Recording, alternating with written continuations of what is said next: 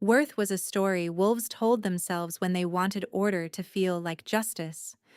They called it lineage, purity, old law, moon blessing, anything that made fear sound holy. In Silver Hollow, bloodline had become currency and prayer at once, and every denial carried teeth.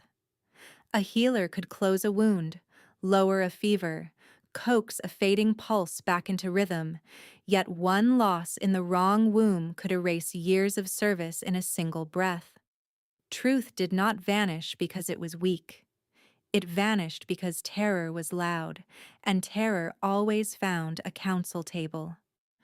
Rosalind Valewood stood in the center of that table's shadow with her hands bound in healer's cord turned into rope, wrists rubbed raw, hair half fallen from its braid and stiff with ash from the infirmary hearth. The council hall smelled of wet wool, smoke, and old pine resin. Torches hissed in their brackets, while 12 elders watched her as if she carried a sickness that might leap skin to skin. The ruling Luna's sister Vesper stepped forward first. Her grief had sharpened into ceremony. "Say it," she demanded. "Say what you did." Rosalind kept her voice level by force. "I did not poison her. The motherwort tincture was wrong when it reached me. Bitterroot residue, ground too fine to be accidental." A murmur moved through the benches. Not surprise. Disgust. Elder Garin struck his staff once. "You expect us to believe someone tampered with medicine under your care." "Under my roof, not my hand," Rosalind said. She could hear the crack in her own breath and hated it. "Master Healer Merwin and I logged every blend. Check the archive chest in the apothecary. The ratios are there." Vesper's mouth twisted. "My sister lost her child, and you speak to me of ratios." Rosalind looked at her then. Really looked. And pain met pain for half a heartbeat. "I am sorry for her loss. I would never—" "Do not borrow the language of mercy," Vesper cut in. "You were born outside the old lines. Half Valewood, half nobody. We warned the Luna about trusting your hands." That landed harder than the rope. Rosalind had spent 10 years healing elders who used that same tone while asking her to save their mates, their parents, their sons. She had sat through labor screams and winter fevers and poison cough, had slept on infirmary floors with herb stains under her nails because no one else stayed awake long enough. None of it mattered now. Elder Soren, whose arthritic knees she had treated every thaw, did not meet her eyes. The pack cannot survive uncertainty around succession births. Fear is spreading through the dens already. "It is not uncertainty," Rosalind said. "It is sabotage." Garin's staff hit wood a second time. "Enough. By council authority, Rosalind Valewood is stripped of healer standing and marked as womb killer pending moon judgment." The word hit her chest like a thrown stone. Womb killer. Not negligent. Not suspected. Condemned in a single stroke. Useful because it was simple. 2 wardens dragged her to the carved post by the east wall. The branding was not iron this time. Silver Hollow preferred symbols that lasted socially, if not physically. Vesper dipped her thumb in black pine pitch and ground the council sigil into Rosalind's forehead hard enough to sting and smear into her brow line.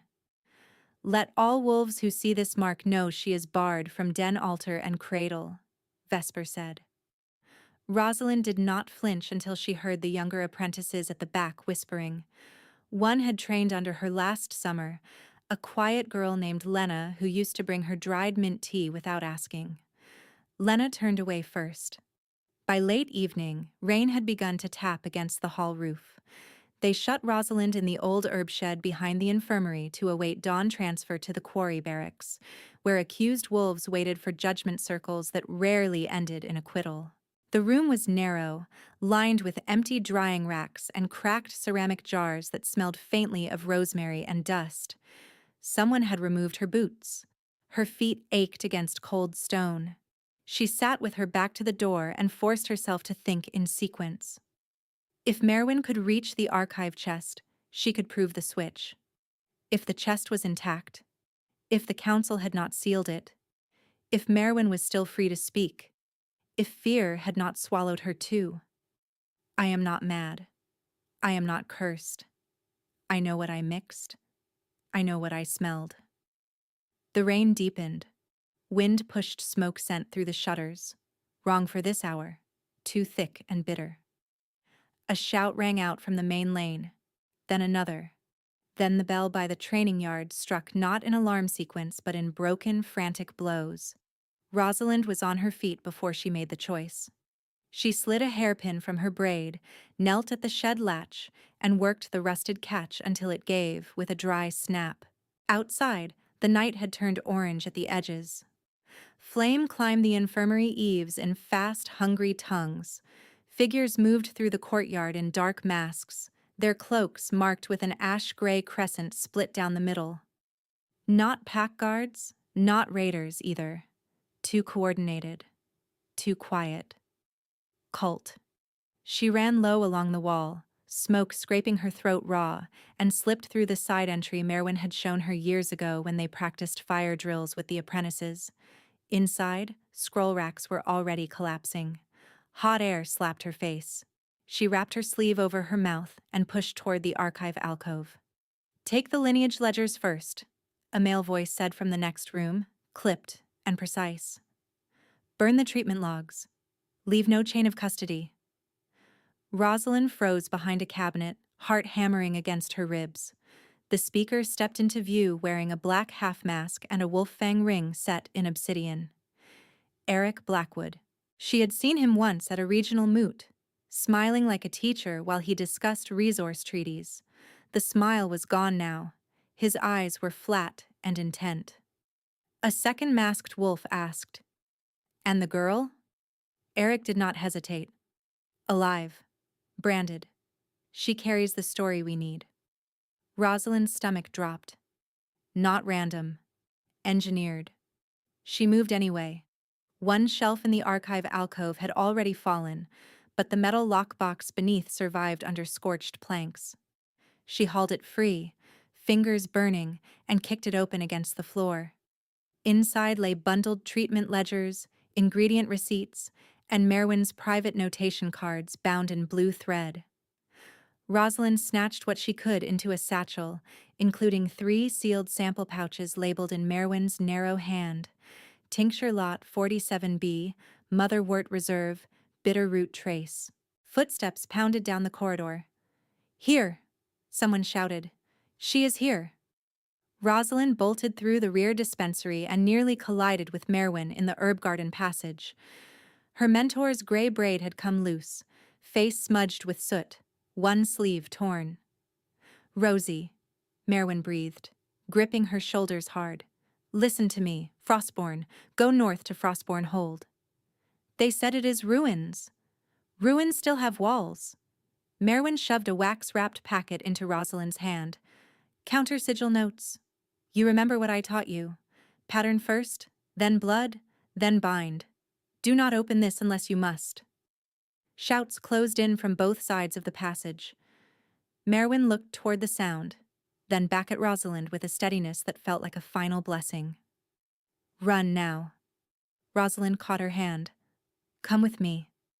Merwin's smile was brief and tired and fierce all at once. "I am buying your road." Rosalind wanted to argue, to drag her by force, to refuse the shape of this moment. Heat surged in the corridor as another beam gave way somewhere inside the infirmary. There was no room left for pleading. She ran. Behind her came the crash of pottery, a muffled cry, men shouting over one another. She did not look back until she reached the courtyard wall. When she did, she saw 2 masked wolves pinning Merwin near the well, while Eric watched from the infirmary steps, face lit by firelight. He turned toward Rosalind across the yard as if he had felt her gaze. "Paint it clear," he ordered. "Prophecy blight." Rosalind dropped from the wall into mud and kept moving through kitchen gardens, then storage sheds, then the lower lane where rain mixed with ash into black rivulets. A stone clipped her shoulder from somewhere behind, spinning her sideways. She hit the ground, palms scraping gravel, satchel clutched against her chest. Voices rose from the lane entrance. There she is. Council said she is barred. Take her. Do not touch her skin. She pushed up and ran harder, limping through the east gate as bells finally settled into full alarm. The sentries there saw the black sigil on her brow and recoiled instead of stopping her. One spat near her feet.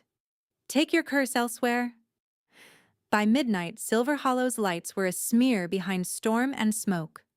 Rosalind followed the old trade road north until it broke at the frost-born boundary stones, half buried and split by winter heave.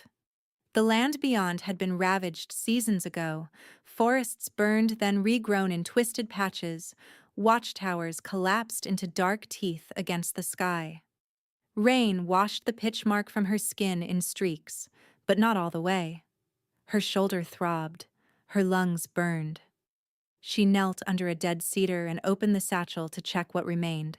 2 ledgers, 3 sample pouches, Merwin's wax packet, 1 blood-stained bandage she did not remember stuffing inside. I am not running because I am guilty, she told the shaking silence. I am running because they built a lie and fed it fire. The wind shifted from the north, carrying cold stone and the faint scent of unfamiliar wolves. Frostborn. Dangerous, fractured, alive. Rosalind rose, pressed the satchel strap tighter across her chest, and stepped over the broken boundary into the dark. The dark swallowed her quickly, not as a clean absence of light, but as a layered country of wet roots, half-fallen stone, and wind that carried old smoke from fires set years ago and never fully forgotten. Rosalind moved with one hand on the satchel strap and the other skimming trunk slick with rain, each step a negotiation between urgency and collapse. Frostborn was not empty as Silver Hollow liked to claim. It watched. She felt it in the pauses between gusts, in the abrupt silence of night birds when she crossed game paths, in the sense of being measured by unseen eyes that did not trust strangers and did not forgive carelessness. An hour into the ruined pines, the rain thinned to a cold mist. Her left knee shook each time she climbed over fallen timber. Hunger hid in dull waves. She forced herself to inventory her body the way Merwin had taught apprentices triage. Breathing fast but clear, no rib fracture pain, shoulder bruised, palms torn, mild heat behind the eyes from smoke exposure, worsening tremor from exhaustion, functional, barely. She reached a ridgeline where the trees opened onto what had once been terraced farmland. Stone walls lay broken in long gray ribs. Beyond them rose the black outline of a fortress carved into the mountain itself, not grand anymore, but stubborn. Several towers stood roofless. Others had been patched with rough timber and hide.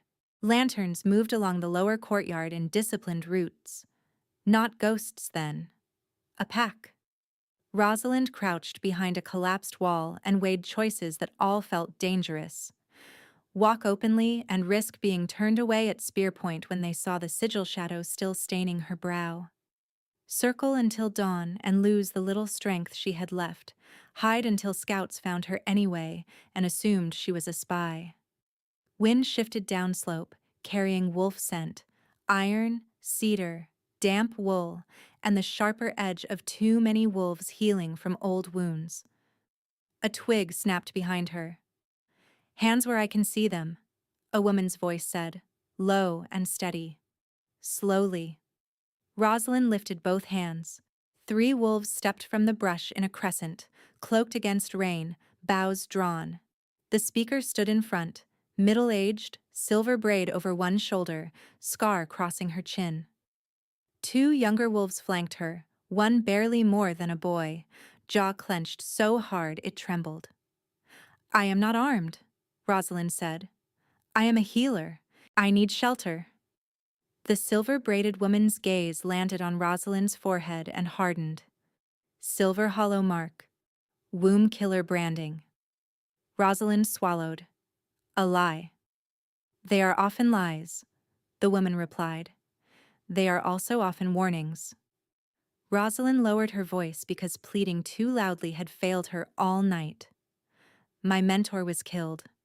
Archives were burned. I brought records and sample pouches.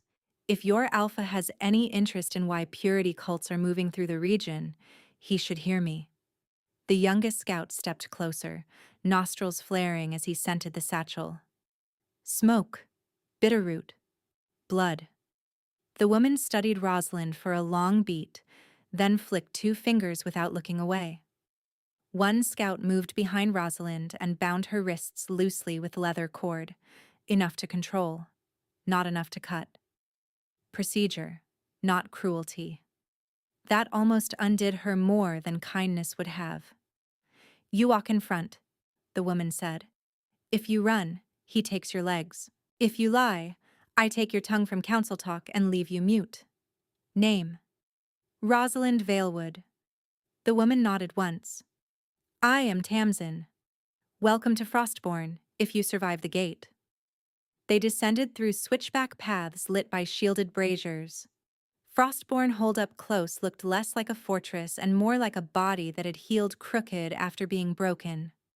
Old stone stitched with new beams, watch platforms rebuilt from salvaged planks, courtyards partitioned into kitchens, infirmary tents, barracks, and a long shed where children slept in rows of wool pallets under elder supervision. No one wasted motion. No one laughed. A few wolves turned to stare as Rosalind passed, expressions shuddered, hunger and suspicion sharing the same hollow beneath their eyes. At the lower gate, 2 sentries crossed spears. Report. Outsider at Boundary Ridge, Tamsin said. Claims healer status and intelligence on Blackwood cells. One sentry circled Rosalind once, scenting. His gaze sharpened at the satchel. Open it. Rosalind looked to Tamsin. Tamsin gave the smallest nod. Rosalind knelt and tipped the satchel out onto a dry crate. 2 scorched ledgers, 3 sealed pouches, wax-wrapped packet, bandage, 1 copper penknife. The sentry touched nothing barehanded. He used tongs to lift a pouch near a lamp, reading Merwin's cramped label. Why bring poison into our gate? He asked. To prove where it came from, Rosalind said. And who used it first? The second sentry clicked his tongue, uncertain. Somewhere deeper in the hold, a child coughed in short, tight bursts, then began crying, the sound too thin for his age. Rosalind turned instinctively toward it. Someone has lung fever. Tamsin caught that movement and watched her face, not her words. You can tell from that distance. I can hear the rhythm. He is struggling on the exhale. You could be guessing. I could, Rosalind said. I am not. The crying pitched higher, then cut off abruptly. A shout followed. Running feet. Tamsin swore under her breath and seized Rosalind's arm. Bring her, she snapped. If this is a trick, she dies in the yard. They moved fast through a narrow passage and into the remains of an old training ground open to the sky. Its ringstones cracked, weapon racks rebuilt along one side, ash ground into dirt from dozens of cook fires. Wolves had gathered around a pallet near the central post. An elder knelt with a damp cloth while a small boy, no more than 7, shook with fever, lips tinged pale, breath stuttering. Rosalind dropped to her knees despite the cord on her wrists. Unbind me. No, growled a broad-shouldered beta she did not know. You touch him bound or not at all. Rosalind stared at him, fury briefly stronger than fear. Then hold the bowl for me and decide whether your pride matters more than his lungs. Tamsin cut the leather cord with her knife. Rosalind was already moving. Boiled water now. Clean cloth. Yarrow if you have it. Not willow bark, it will worsen the shiver at this stage. And someone warm his feet with your hands, not fire. The elder nearest the boy blinked, startled by command, then obeyed. Rosalind pressed 2 fingers at the child's throat, counting, then laid her palm lightly across his sternum to feel the strain. Infection. likely from wet bedding and smoke exposure, maybe contaminated cistern water if multiple cases. She asked 3 clipped questions, got fragmented answers, adjusted quickly. 1 lung congested, fever climbing. She mixed what they brought into a thin, steaming infusion, checked scent twice, then eased a few drops between the child's lips. He gagged, swallowed, coughed hard, then drew a fuller breath than before, not cured, stabilizing. The ring of wolves held silent as if noise might break whatever thread she had found. Rosalind shifted to stand and call for a second brew, and the courtyard tilted. Black edged her vision. She had run half the night, inhaled smoke, bled stress from every muscle, and burned the last of herself on instinct. Her knees buckled. A hand closed around her forearm, then another at her waist, steady and unyielding, catching her cleanly before stone met bone. The scent hit first, cedar after rain, snow over granite. A charged note like lightning striking far off metal. Her pulse slammed once, then answered a second rhythm that was not hers. She looked up into a face she had never seen and knew all at once. He was taller than any wolf in the ring, dark hair damp at the temples, jaw rough with 2 nights of beard, shoulders wrapped in a weather-worn fur cloak over black leather marked by old claw tears stitched with silver thread. He looked built for war and accustomed to carrying it. Yet the hand at her waist held careful pressure, as if she were made of glass and steel together. His gaze locked on hers and did not move. Amber bled through his irises in a widening flare until the color ran near white at the center. His pupils thinned. A sharp breath cut through his chest like pain. Around them, wolves dropped to one knee so fast the motion cracked, like a single sound across the yard. "My king," someone whispered. "Drake." The name moved through the onlookers as warning and relief in equal measure. Rosalind felt heat pulse beneath her skin in surges that made her fingertips burn.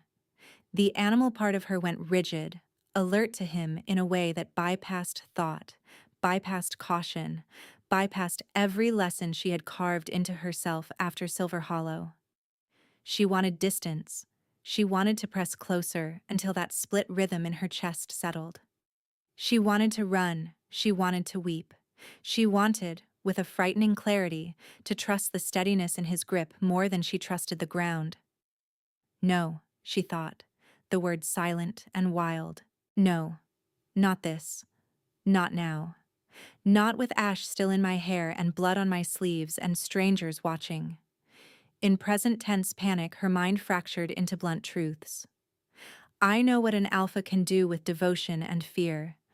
I know what councils do when a woman becomes symbol instead of person. I know the cost of being claimed as evidence in someone else's war, but this is not command pressing down. This is recognition pulling through bone. I can feel him like a second heartbeat under my skin, and it terrifies me because my body is answering before my consent has language. If I lean in, I could disappear. If I pull away, I could tear something vital and never mend right again. Drake's expression shifted, only slightly, yet she saw it. Relief so fierce it bordered grief, and rage coiled under it, aimed outward at the world that had delivered her to him half broken. His thumb brushed once against the inside of her wrist where the pulse jumped. Not possessive, checking, counting, confirming she was real. "Easy," he said, voice low, roughened by disuse or restraint. "You are safe in this ring." The statement should have been absurd from a male whose aura pressed like winter storm over every wolf present. It landed in her anyway, heavy and warm. Rosalind tried to answer and managed only his name, barely shaped. Drake. His throat worked once. Something ancient looked out through his eyes. Wolf and man aligned on the same astonishment. "Rosalind Valewood," he said, as if tasting each syllable against a memory he had waited years to prove false. "Who marked you?" The question snapped the spell enough for air to return. Around them, warriors had turned outward, forming a defensive perimeter by reflex, while Tamsin stood at Rosalind's discarded satchel with one hand on the ledgers as if guarding a treaty. The fevered boy whimpered behind Rosalind, then breathed easier, a thin but steady rise and fall. She did not look away from Drake. "Eric Blackwood," she said. "And he is coming." Drake's jaw set. The pressure in the yard changed from awe to readiness, steel finding sheath edges. His hand remained at her waist, still careful, still asking without words if she could stand on her own. Rosalind nodded once. He released her immediately. The loss of contact felt like stepping from fire into night. Rosalind steadied herself on the edge of the pallet while the fevered boy drew another strained but usable breath. Drake turned to the ring of wolves without raising his voice, and command moved anyway. "Seal the lower gates. No one travels alone after dark. Tamsin, double the ridge patrols and rotate every 2 hours. If Blackwood is tracking her trail, I want him finding steel, not children." He faced Rosalind again. In torchlight, the planes of his face looked carved from old grief and disciplined fury, but his words remained measured. "Can you continue treatment?" "Yes." Her throat still felt scraped raw. "He needs steam every quarter hour, and boiled water cooled to warm, not hot.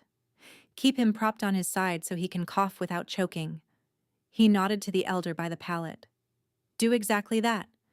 The elder hesitated, eyes flicking from Rosalind's stained clothing to the council mark not fully washed from her brow. Drake caught it and said, with quiet finality, "You take your instructions from Healer Valewood tonight." The title struck her harder than any shout could have. Healer. Not accused. Not branded. Tamsin gathered the ledgers and pouches from the yard with careful hands and moved to Rosalind's side. "You should eat before you fall over again. I need to check the child once more." Drake did not crowd her, did not reach again without invitation. "You will," he said, "after you stop swaying." That near gentle firmness irritated her on principle and steadied her in practice. She checked the boy's pulse, adjusted the blanket, then let Tamsin guide her across the courtyard into a command tent stitched from dark canvas and old wolf hide panels. Inside, maps covered a central table, broken trade roads, marked wells, old border stones, red notations around supply depots. 2 braziers glowed low. A stack of reports sat weighted by a carved obsidian wolf. She stopped at the threshold. "This is yours." It was. Drake stood just outside the flap, rain beginning again in thin silver lines behind him. "Now it is dry, and you are shaking." "I can sleep in the infirmary."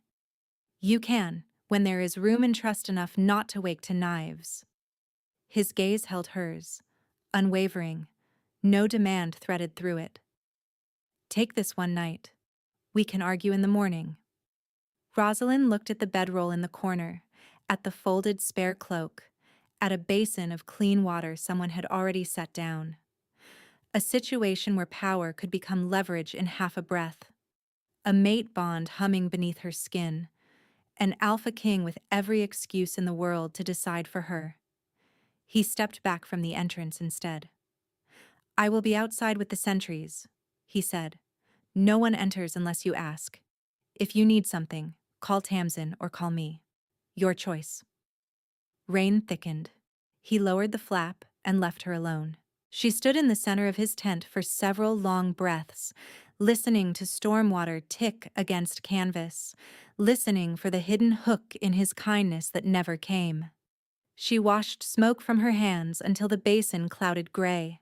She changed into the dry cloak and sat on the bedroll without lying down, back rigid, satchel in her lap. I should rest. I should count this as strategy, not mercy. I should remember every alpha who used gentleness as a prelude to ownership. I know this pattern. I know the way safety can turn into debt by dawn. If I sleep in his space, do I wake owing him trust I have not given?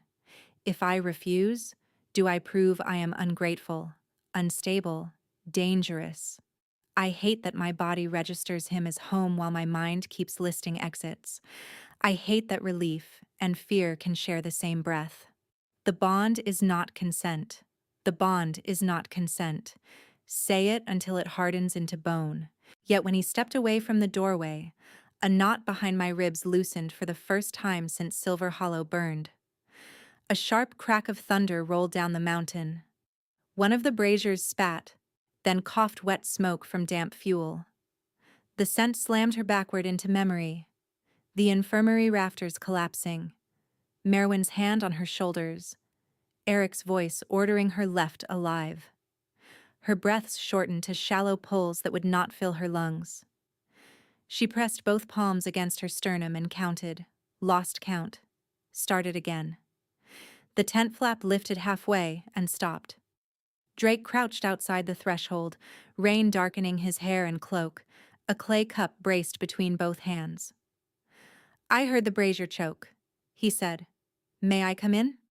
She could not shape words. She managed a jerking nod. He entered only one pace, set the cup within her reach, and sat on the ground near the doorway with his back against the center pole, giving her distance and line of sight to the exit.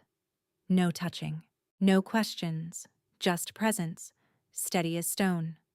Rosalind kept breathing in ragged intervals while rain hammered the canvas and ran in streams from the tent edges. At some point, she realized he was getting soaked because the flap had not dropped fully, and he had angled himself to keep the opening clear for her. You are in the rain, she whispered. So are half my wolves, he said. I have had worse nights. She stared at the cup. Steam rose from it in clean spirals. Mint and ginger, mild enough for an empty stomach. He waited until she reached for it on her own. When her hands trembled, he did not close the distance, only shifted the cup a fraction closer with 2 fingers, the gesture formal in its restraint, almost ceremonial. After several minutes, her breathing steadied. Embarrassment arrived right behind it. I am not usually this dramatic. One corner of his mouth moved, not quite a smile. You crossed a burned border with evidence while hunted. You treated a child and collapsed standing. You are allowed 1 panic spell in a storm. Only 1? I can approve a second if properly filed. A startled sound escaped her, half scoff, half laugh. The absurdity hit all at once. Alpha King of the Broken North, holding procedural hearings for panic. She rubbed her sleeve across her eyes and muttered, Your legendary alpha planning forgot dry firewood. He stared at her for 1 beat, and then it happened. Laughter broke out of him like a struck bell, deep and unguarded, and so sudden it filled the tent and carried into the yard. It lasted only a few seconds, but the silence that followed outside was immediate and stunned, as if the entire hold had gone still to verify what they had heard. Drake looked almost startled by himself. Noted, he said, voice rougher. I will discipline the quartermaster, severely, with dry logs. Rosalind shook her head despite herself. Tyranny. Efficient tyranny. The tension eased without vanishing. When she finished the tea, he rose. I will have Tamsin rotate inside the flap once each hour, he said. I stay out here. Why? The question came out sharper than she intended. Most alphas would use this to bind obligation. Rain traced his jawline, then dropped from his chin to the mud. Because I know what it is to have choice taken and renamed protection. His gaze held no performance, only old damage worn without decoration.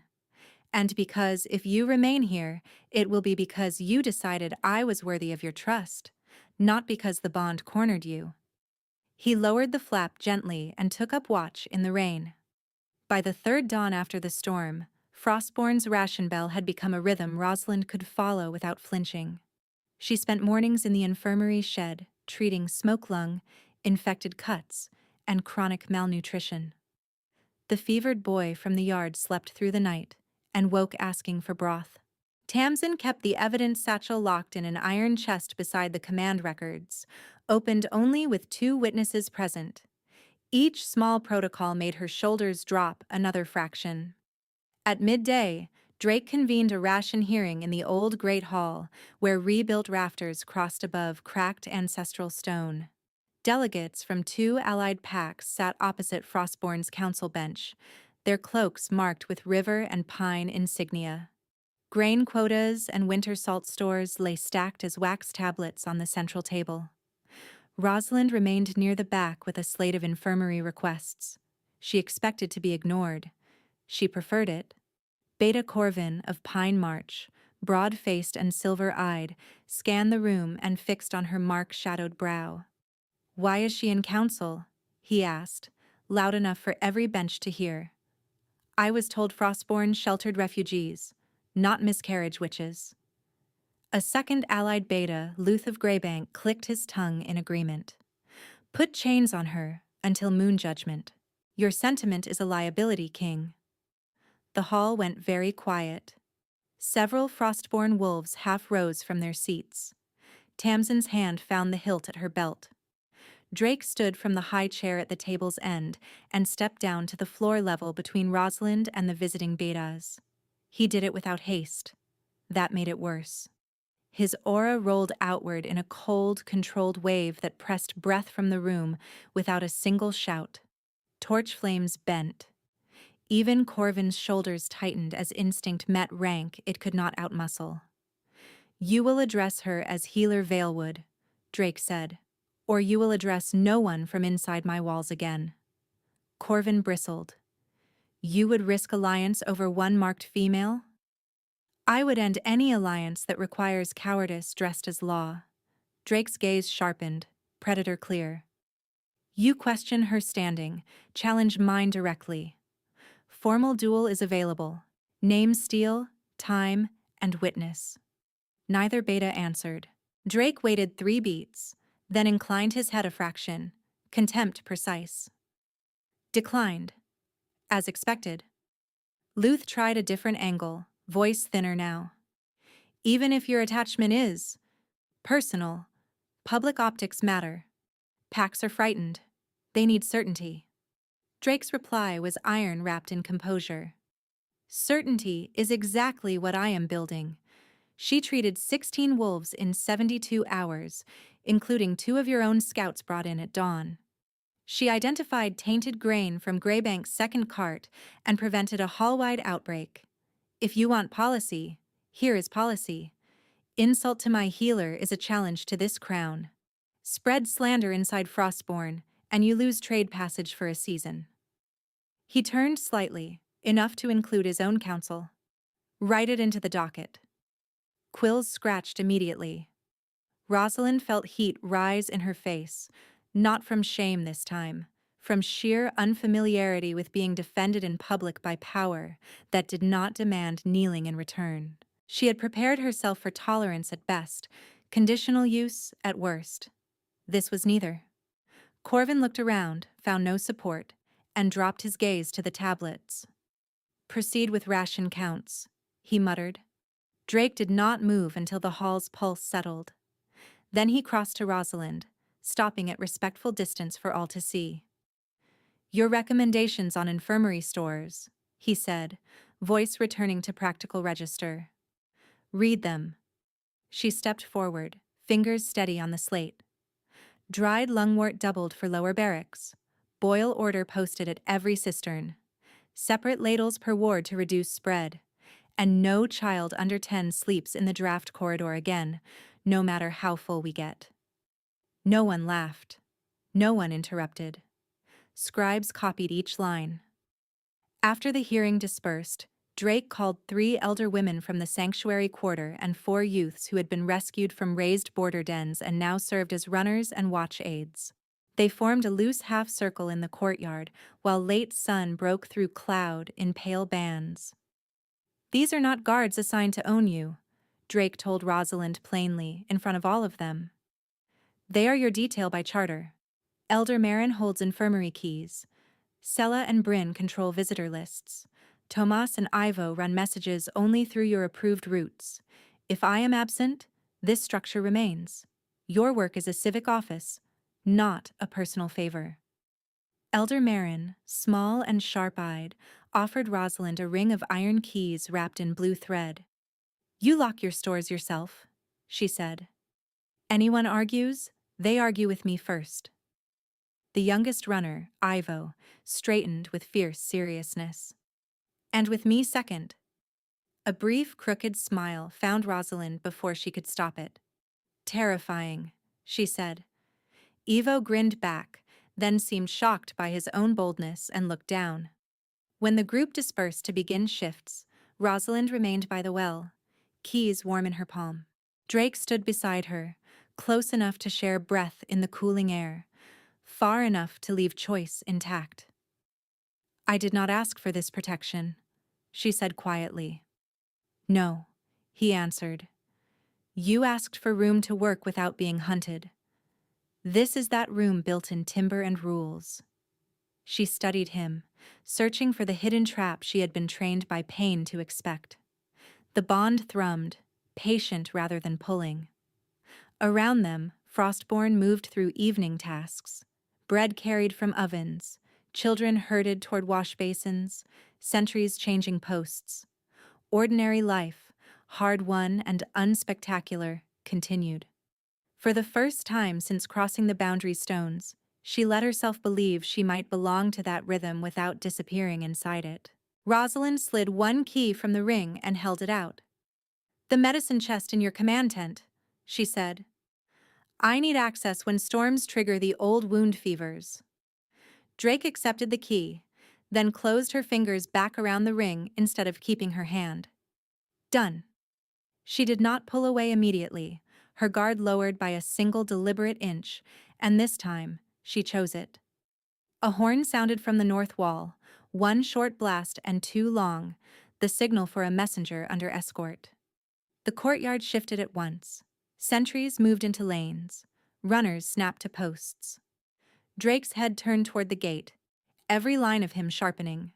Tamsin appeared at a near run with mud up both legs and a folded scrap of black cloth in her fist. Ridge Patrol intercepted a courier from Hollowmere, she said. He came in flying a truce knot and carrying this. She opened her hand. The cloth bore the split ash-gray crescent Rosalind had seen through smoke the night the infirmary burned. Drake's voice dropped into command. Hall, now! They crossed the great hall with wet boots striking cracked stone. Delegates who had not yet left after ration accounting were pulled back to benches, annoyed first, then wary when they saw the sigil. The courier was already there, an older wolf wrapped in a travel cloak torn at the shoulder, escorted by two Frostborn guards who had kept him unharmed and at sword distance. He held out a sealed tube with shaking fingers. I was told to deliver this to any Alpha who still believes in councils, he said. The man who gave it wore no mask. He wanted his face remembered. Rosalind felt the old cold move through her ribs even before the seal broke. Drake unrolled the parchment and read once in silence. His jaw tightened. He handed it to Tamsin, then to Rosalind. By moon eclipse, all packs are summoned to a free moon tribunal at the Black Basin Stone Circle. Bring your healers, your elders, and witnesses. We will expose bloodline fraud, mate bond enslavement, and hereditary corruption. Rosalind Valewood, named Prophecy Blight by her own council, will perform cleansing rite under oath. If Frostborn shelters her, Frostborn defends corruption. Signed in Open Moon, Eric Blackwood. Beneath the signature sat an obsidian stamp ring mark pressed so hard the parchment had nearly torn. A murmur moved through the benches, not loud but dangerous in its texture. Fear and calculation. Corvin from Pine March stood first, his earlier arrogance muted into brittle pragmatism. This is bigger than one grievance, he said. He is calling a regional tribunal with doctrine. If half-starved packs believe he can equalize rank by tearing down bloodlines, they will come. Not to listen. To choose sides. Luth of Greybank nodded. voice strained. He has been distributing grain through unmarked caravans in the South Valleys. Free grain, no allegiance vows. Wolves who take it repeat his slogans by the next market cycle. Rosalind looked up sharply. What slogans? Luth hesitated. Pacts are cages, bonds are chains, purity and prophecy are tools of kings. Drake's fingers drummed once against the table and stopped. He buys trust with food and spends it on rage. Rosalind stepped to the courier. Who carried this with him? A woman called Morel Voss, he answered. Former quartermaster from the East Scarpacks. She said Eric speaks in old law terms so frightened elders hear tradition, while hungry workers hear revolution. She said he will force a public right and make someone fail in front of everyone. Rosalind's pulse kicked hard. Not fail. Be made to fail. The hall quieted around her. She turned to Drake, words coming faster as pieces aligned. He cannot prove bloodline corruption by argument alone. He needs spectacle that smells like evidence. A healer's right with contaminated ingredients, witnessed by multiple banners. If symptoms appear in the circle, panic does the rest. Corvin frowned. You are guessing? I am a poison specialist who was framed once already, she said, voice steady despite the heat climbing her throat. I am recognizing method. Drake looked to Tamsin. Lock the outer apothecary. No tincture enters this hold without dual verification and scent record. Post it publicly. Tamsin nodded and moved. The courier swallowed and added, there was more. He spoke of an altar. Black stone from old moon mines. He said blood from a marked line would break the mating leash from every neck in the valley. I did not understand it. Rosalind did. Merwin had once described severance rites as myth repurposed by desperate zealots, requiring specific blood and obsidian geometry. Rare, catastrophic if completed. Drake watched her face. You know this ritual. I know enough to fear it. She lifted the wax-wrapped packet Merwin had given her, still unopened, suddenly heavy as iron. And I think my mentor knew this was coming. By the next dusk, copies of Eric's summons had appeared at 3 boundary stones, each sealed with the same obsidian ringmark and left where scouts would find them at first light. Frostborn's watchfires burned earlier than usual, and no one complained when patrol rotations doubled. Inside the command tent, maps gave way to notebooks, herb ledgers, and a flat slate Rosalind used to sketch sigil pathways from memory. Drake sat across from her, sleeves rolled to the elbow, forearms marked with old combat scars and faint rune lines that brightened when his control thinned. Every few minutes he handed her another sharpened charcoal without interrupting her concentration, as if this too were battlefield logistics. She broke Merwin's wax seal with careful hands. Inside lay folded vellum sheets covered in compressed notation and one line written larger than the rest. If Blackwood builds an obsidian mouth, feed it truth before it drinks blood. Rosalind read until the symbols blurred, then read again. Counter sigils? Yes. Also warnings. Severance altars amplified by fear responses in crowds. False tribunals designed to force immediate judgments. Ingredient substitutions timed to mimic congenital curse symptoms. Drake leaned forward. Talk me through it. If he gets my blood onto an active severance matrix, he can push shock through mated links in range. She tapped 2 intersecting marks. Not death. Disorientation, pain, authority collapse. Enough to break command chains mid-conflict. Leaderless packs panic fast. And the tribunal language gives him witnesses to certify the lie, Drake said. Exactly. His gaze held hers. Then we do not give him your blood. The bond between them thrummed low and constant, no longer a lightning strike, more like a second pulse in the room. Attraction had become a daily strain she could neither dismiss nor safely indulge. He smelled like rain and steel and cedar when he bent close over maps. He learned the rhythm of her silences and answered them with practical respect instead of intrusion. He watched her in counsel as if she were both ally and miracle, and that look made her chest ache in places she had kept barricaded for years. She felt trapped in immediacy whether she wanted it or not. She felt him before he spoke, the way a storm announced itself through pressure first, thunder second. She wanted to trust what he had shown her. Distance when she asked, structure instead of possession, power used like shelter and not a leash. She also knew how quickly worship became doctrine, and doctrine became a cage with her name carved on it. If she leaned toward him, she would be choosing with open eyes. If she refused forever, she would still be choosing, and that choice had costs too. She was tired of living only in recoil. She was terrified that desire might be the same thing as surrender. It was not. It could not be. She repeated that truth until her pulse slowed. A runner ducked through the flap, breathless. Report from Graybank Road.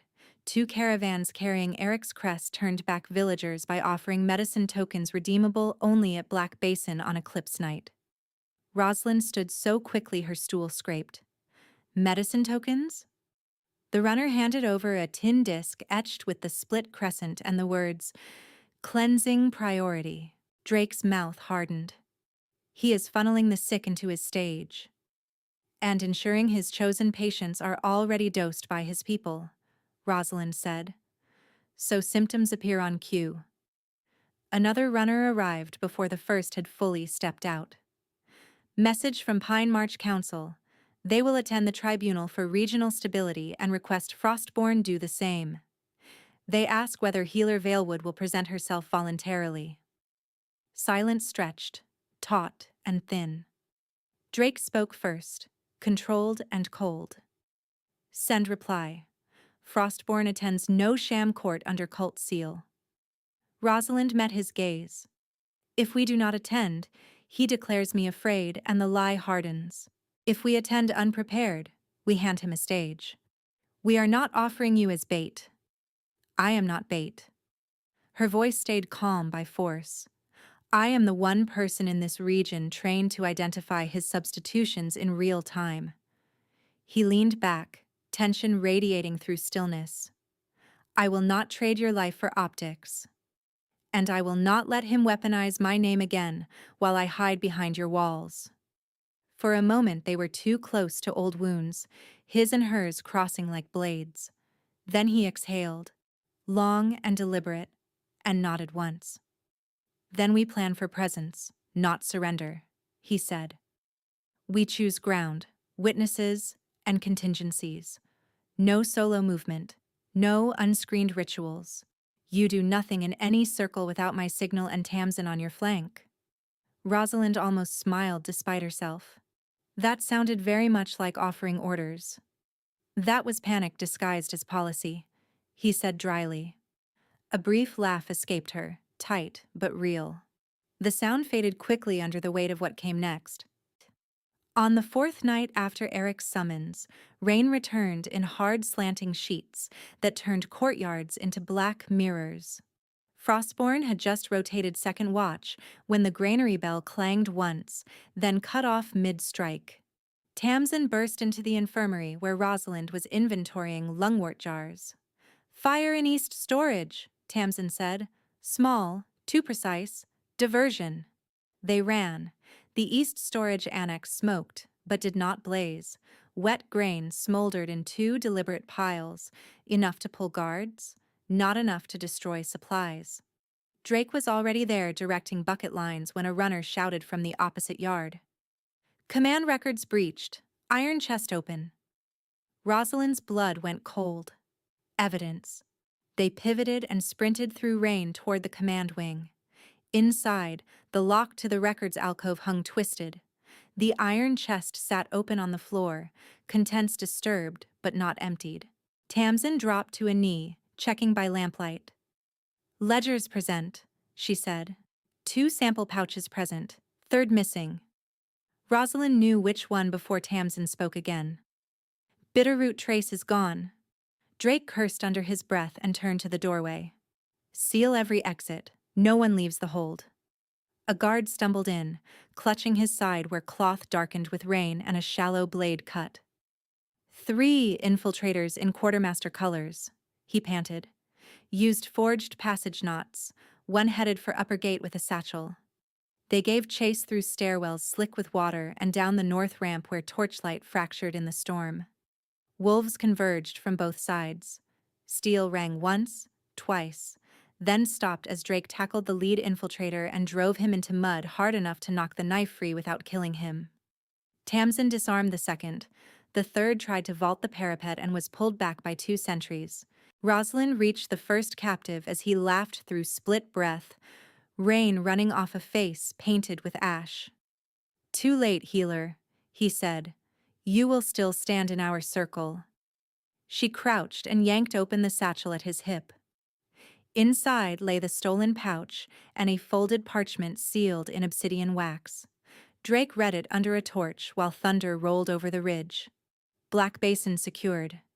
Moon Tribunal proceeds at eclipse. Bring Rosalind Valewood breathing. Refusal will be read as confession before all banners. Below the message, in smaller script, another line had been carved so deeply the quill had almost pierced through.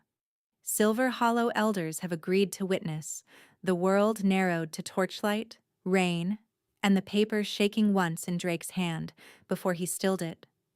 If Silver Hollow stood with Eric in public, then her old council would certify whatever spectacle he staged as lawful tradition.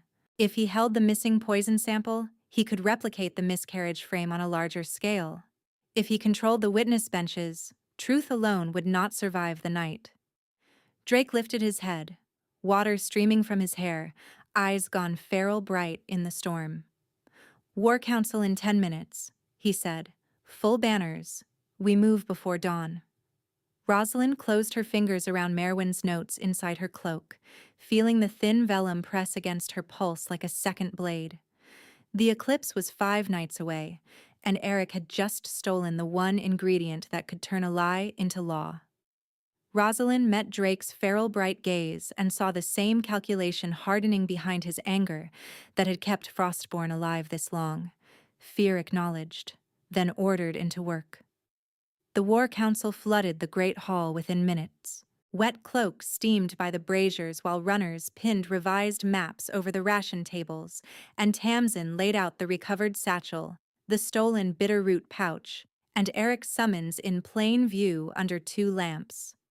No one spoke over anyone else, yet urgency pressed through the room like a storm front.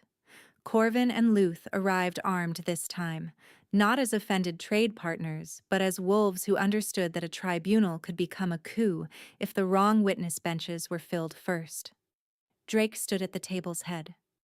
Eric wanted that sample to control symptoms on command. He failed. We still have chain of custody and live testimony from infiltrators. We move on Black Basin with full banners, not as raiders, as lawful challengers. Every pouch is sealed and logged. Every witness is searched twice. No one drinks or ingests anything not cleared by Rosalind's team. A captain from Greybank tapped the map. He will choke the basin entrances with archers. Then we do not funnel, Drake said. We split the ridges and take elevation first. Rosalind's focus stayed on the evidence table. The pouches had to speak louder than rhetoric, and they would only do that if procedure was unimpeachable. "I need scent test witnesses from neutral packs," she said. "Not just allies. Wolves who dislike me and still cannot deny what they smell." Corvin grimaced, then nodded once. "I can bring 2 elders from Hollowmere who called for your chaining last month. They hate me enough to be honest." "Good," Rosalind said. The hall doors slammed open hard enough to rattle iron hinges. A sentry staggered in, blood on his sleeve from a shallow cut, voice breaking on breath. "West Culvert Breach, 10, maybe 12, quartermaster colors again. They are not stealing stores this time. They are heading for the council wing." Steel hissed free all around her. The chamber exploded into motion. Drake pointed without looking away from the doorway. "Tamsin, lock the orphan ward and keep it locked. Corvin, with me on the west stair. Luth." Hold this hall. Rosalind stays center with 2 shields. Rosalind already had Merwin's packet inside her coat and a belt knife in her hand. If they came for me, center is a trap. Agreed, Drake said. So you move with me. The next horn call cut through stone corridors, short and continuous, breach confirmed. They hit the West Passage at a run. Smoke from resin pellets rolled low across the flagstones, not thick enough to blind, but enough to confuse scent trails. Shadows lunged in quartermaster cloaks, knives flashing, and the fight turned close and ugly in confined space, boots slipping on rain-tracked indoors. Rosalind stayed behind Drake's left shoulder until one attacker broke from the line and drove straight for her with a rope snare weighted in iron. She ducked, felt the weight graze her neck, and slammed her elbow into his sternum. He stumbled. She kicked his knee sideways and dropped him hard, then used his own rope to pin his wrist against a stair rail while a Frostborn guard finished the bind. No elegance, survival, and leverage. At the bend near the record's alcove, another infiltrator hurled a clay vial toward Drake's face. Rosalind shouted a warning and knocked his sword arm down just enough for the vial to shatter against stone instead of skin. Bitter fumes burst upward. Drake coughed once, recovered, and drove the attacker back with 3 brutal, controlled strikes that ended in surrender. The last cult wolf fled toward the upper gate and was met by Tamsin coming down with 6 sentries and the calm expression of someone who had already decided the outcome. He dropped his blade. Within 15 minutes, 11 infiltrators knelt bound in the wet courtyard under torchlight. The 12th lay unconscious, breathing, wrists tied. One had Eric's split crescent burned into his inner forearm. Another carried sealed route orders naming Black Basin as Convergence Site, with revised timing. Rosalind read the line twice to be sure. He moved it up. Not 5 nights. Tomorrow's eclipse edge at moonrise. Drake's face went very still. He wanted this theft and breach tonight to pin us defending home while he loaded the basin. By dawn, Frostborn banners were already on the road, the march to Black Basin carved through ravines where old snow still clung in shadow and thaw water ran black over obsidian seams. Wolves from 5 packs joined in staggered columns, suspicious of one another, united only by the fact that all of them had received Eric's summons, and none trusted the others not to use it. Rosalind rode in the center with Tamsin and Elder Marin, evidence chest lashed to a mule between them, iron seals intact, and marked at every stop in a log slate that passed from hand to hand for signature. By late afternoon, the basin opened below, a natural stone bowl ringed by jagged ridges and old moon pillars, now draped in black cloth and torch lines that made ceremony out of threat. Eric's followers had built an obsidian altar in the center circle, polished to a dark mirror. Around it stood benches of elders from scattered packs, including 3 from Silver Hollow. Vesper sat among them in mourning white, spine rigid, eyes cold when she found Rosalind across the stones. Arrows tracked the Frostborn descent. Wolves shifted restlessly on both sides, half man, half predator, waiting for someone else to start the first irreversible move. Eric Blackwood stepped into the central ring without a mask. He wore formal tribunal black, hair bound at the nape, obsidian ring glinting on his right hand. His smile was teacher gentle, crafted for crowds. "Wolves of the Valley," he called, voice carrying cleanly off stone. "We gather not for conquest but liberation. We gather to test whether bloodline mysticism and mating compulsion have ruled us by fear. Let the branded healer stand forth and prove her innocence under moon witness." Drake moved half a pace in front of Rosalind. She touched his sleeve once. "I go," she said. His jaw tightened. "Not alone." "Not alone," she agreed, then stepped into the ring anyway, with the evidence satchel in one hand and Merwin's notes in the other. The basin seemed to inhale around her. She felt every stare, every remembered insult, every quiet act of trust from Frostborn, every wound that had taught her to brace first and speak second. Eric inclined his head as if greeting an honored colleague. "Rosalind Valewood," he said warmly, "at last. Place your blood on the altar and begin the cleansing rite."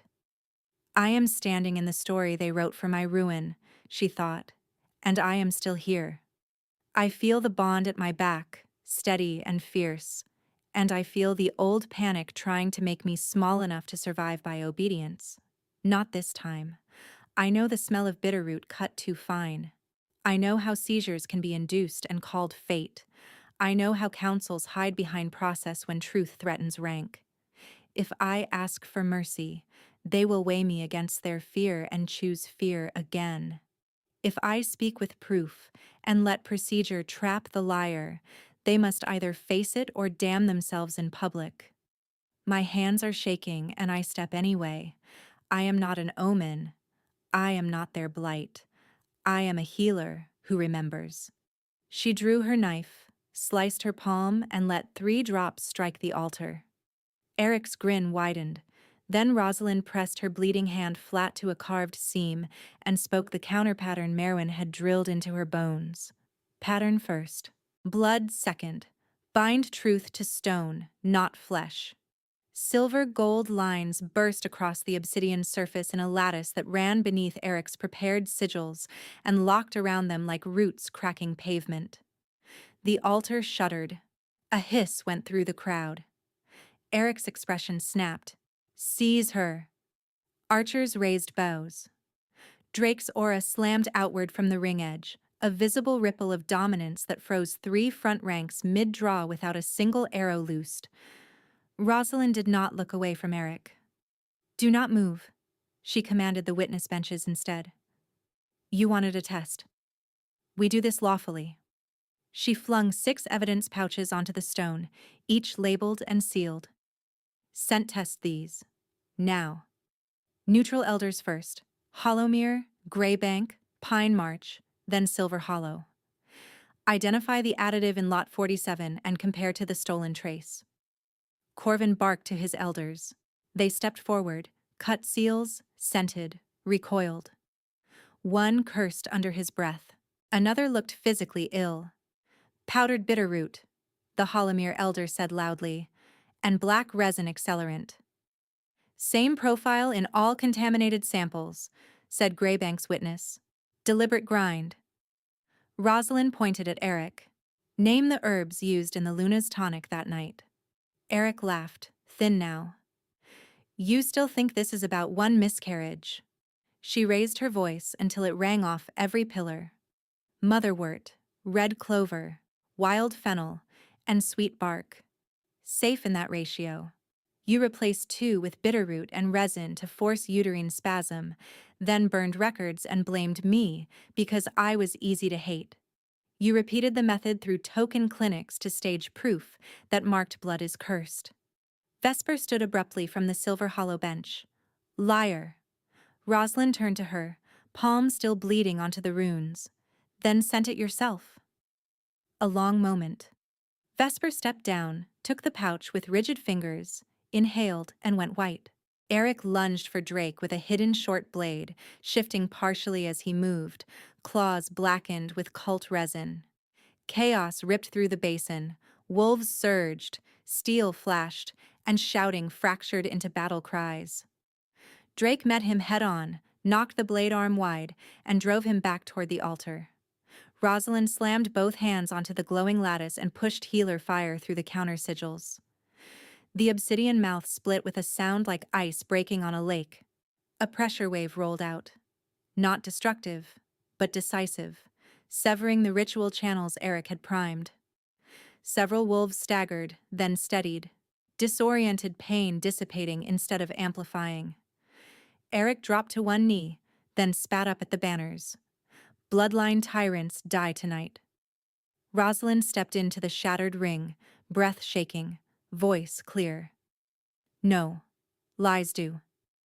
Drake planted a boot against Eric's wrist and tore the obsidian command ring from his hand. It cracked in his grip, and half the cult line on the east ridge faltered as if a leash had just snapped.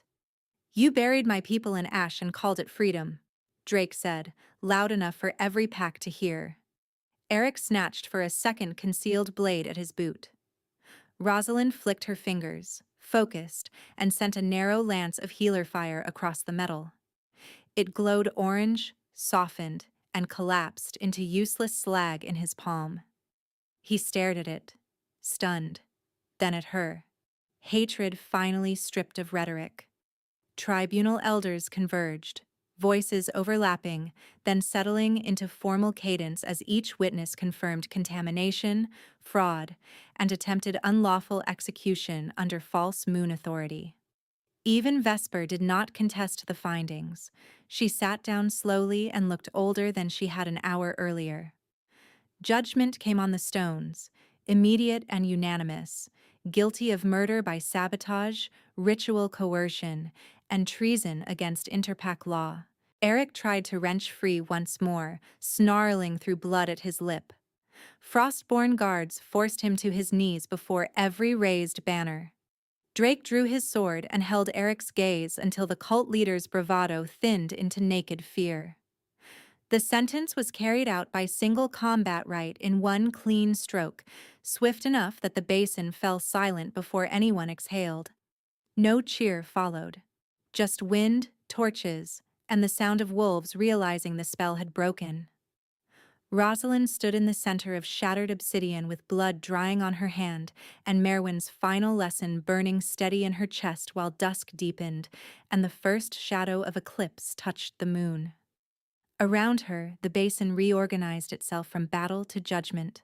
Frostborn guards bound the last of Eric's armed loyalists and separated them from the frightened recruits, who had dropped weapons as soon as the command ring broke. On the lower terrace, 6 children who had been dosed for the staged rite lay wrapped in cloaks while Elder Maren and 2 neutral healers checked their pupils and breathing. Each child's lungs had steadied after the altar split, exactly as Merwin's counter-sigil notes predicted. Tamsin took possession of every physical item in full view of all banners: the 2 scorched ledgers, all 6 open sample pouches, the recovered bitterroot trace, Eric's summons parchments, the medicine token disc, the infiltration route orders, and the cracked halves of the obsidian ring. She logged each on a slate, then made Corvin and Luth sign beneath her notation before sealing the lot in an iron coffer. When Silver Hollow's elders were called to give witness, Vesper descended from the bench with careful, rigid steps and stopped in front of Rosalind without touching her. The switch was reported to Garen 2 days before the Luna's collapse, she said, voice carrying because she made it carry. He told us silence would prevent panic. Soren agreed. I agreed. Her mouth trembled once, then set. I used the mark because grief made me cruel, and fear made me useful to cruel men. Lena saw the altered inventory card and tried to bring it to me. I sent her away. She turned to the tribunal scribes. Record this. The council accusation was false, and my testimony stands against Garen and Soren at oath trial. Rosalind had imagined this moment as vindication and found it was heavier than triumph. Merwin died buying me road, she said quietly. Your record will not bring her back. Vesper bowed her head. No, but it may stop the next fire. By first bell after eclipse, Black Basin's witness panel had ratified immediate outcomes. Eric's execution stood final. His remaining followers were disarmed and offered oath trials under neutral oversight rather than mob sentence, and wolves who had taken his grain under hunger coercion were released from cult pledges. The courier from Hollowmere, who had carried the first warning, received open road protection and a written pardon from 3 packs. Morel Voss was brought under guard to testify. She produced distribution lists that matched the medicine token routes, confirming how Eric had seeded his false clinics. At Rosalind's request, Merwin's blood-stained bandage was tested against the well stone at Silver Hollow through scent and rune trace, and the match entered the same record as Eric's sabotage orders. No item vanished into rumor again. Rain came near midnight, brief and clean, then passed, leaving the moon bright over wet stone. Wolves gathered in a wide ring where the altar had broken, not for war this time, but for witnessing. Drake stepped into the center and waited until every murmur stilled. He did not touch Rosalind until she crossed to him on her own. His voice was low, roughened by restraint. Rosalind Valewood, before these banners and before my pack, I ask for your consent to claim what the bond already knows. No compulsion, no debt. If your answer is no, I stand beside you still. The question struck through her like clear water through ash. She lifted her chin, then reached first, laying her palm against his throat where his pulse beat hard under skin and scar. My answer is yes, she said, with witness, with law, with choice named aloud so no one rewrites it later. A breath moved through the crowd, almost reverent. Drake closed his hand over her wrist, not restraining, only anchoring. Then choose me. She met his gaze and let the truth land without armor. Mine. His eyes burned amber in the moonlight. Yours. He lowered his head slowly enough for her to stop him at any point. She did not. His bite landed at the junction of her neck and shoulder. Sharp pain first, bright enough to steal breath, then a rushing heat that spread down her spine and across her ribs in widening waves. Old scar tissue along her back and wrists, places that had ached in cold since Silver Hollow, loosened as if a long clenched fist had opened under her skin. The bond snapped into alignment with a force that was almost audible, a double beat becoming one rhythm shared between two bodies. She felt him as more than scent and nearness now. Grief he had carried in silence, the iron discipline he wore like armor, the fierce tenderness he had hidden because tenderness had once been used against him. He made a strained sound against her shoulder, a word half-breathed into skin. Mate. When he lifted his head, blood and moonlight marked both of them. Rosalind did not hesitate. She bared her fangs and bit over his pulse point at the neck, claiming him back before any elder could turn this into a one-sided right. His whole body went taut, then shuddered once as the same heat reversed and poured through him. For one suspended heartbeat, she stood inside his perception. The night he lost his first pack in fire, years of command without rest. The moment in the rain outside his tent when he chose distance over hunger because her trust mattered more than his need. Pain transformed into fierce, exhilarating relief that made her knees weak and her chest vast. Golden threads flared visible between their chests, bright as drawn wire, then settled into a steady glow that matched their breathing. Their foreheads touched. He whispered, voice breaking on the final consonant. I keep you in all moons. She answered against his skin. I choose you in peace. His hands framed her face with absolute care. Mine. She smiled through tears she did not hide. Yours. Together, quiet and certain, they said, Mate. Then a wolf call rose from both of them at once, two notes braided into one, and Frostborn answered from wall to ridge until the valley carried the sound. 3 days later, the rebuilt Great Hall at Frostborn held a different kind of power. Not fear, not spectacle. Procedure. Corvin, Luth, Vesper, and delegates from Hollowmere and Pine March sat at the long stone table while Rosalind presided over the evidence coffer herself. She unsealed each packet in order, read chain of custody entries aloud, and handed originals to neutral scribes for duplication. Tribunal findings, poison analyses, Morel's distribution lists, Garin and Soren's pending charges, and the new Interpack Charter Clause outlawing bloodline persecution. A second clause established healer oversight independent of any single alpha, with Elder Marin as first rotating civilian auditor and Tamsin as security liaison. When a Pine March elder tried to defer final language to Drake, he did not even glance at the draft. Ask your High Luna healer, he said evenly. Her office governs this law. No one challenged the title, They signed. That evening, in the same courtyard where she had once collapsed, Frostborn held the claiming coronation. No jeweled throne, no gilded theater, stone, torchlight, banners repaired by hand, children perched on barrels to see. Ivo carried the medicine chest keyring to Rosalind with solemn pride. The fevered boy she had first treated stood beside Elder Maren and presented her Merwin's penknife, cleaned and rehilted, as a badge of office. Vesper approached last and set a small tin on the table between them. The original apprentice roster from Silver Hollow, Lena's name restored, Merwin's notes copied in full. Lena asked me to return what we erased, she said. She is rebuilding the South Clinic under sanction and asks whether Frostborn will exchange trainees. Rosalind held her gaze a long moment, then nodded. Yes. We start with shared standards and no secrecy. After the vows, after the final signature dried, after the wolves ate and laughed with the brittle edge finally gone, she and Drake slipped to the quiet edge of the training yard where ash had once caked the stones. Night wind carried cedar, bread, wet earth, and the distant sound of children arguing over a game. Rosalind guided his hand to her abdomen and covered it with her own.